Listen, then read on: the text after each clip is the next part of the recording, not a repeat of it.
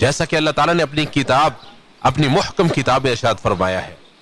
اور تاکہ تم گنتی پوری کرو اور تاکہ تم اللہ کی بڑائی بیان کرو اس پر جو اس نے تمہیں ہدایت دی، اور تاکہ تم شکر ادا کرو۔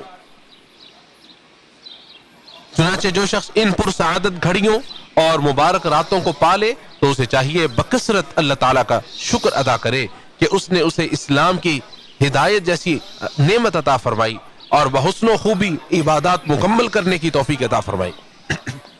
کتنے ہی ایسے لوگ ہیں جو اس ماہ رمضان کو پانے کے خواہاں تھے مگر وہ اپنی آرزو پوری نہ کر سکے، اور کتنے ہی ایسے ہیں جنہوں نے اس مہینے کو تو پا لیا مگر مکمل نہ کر سکے۔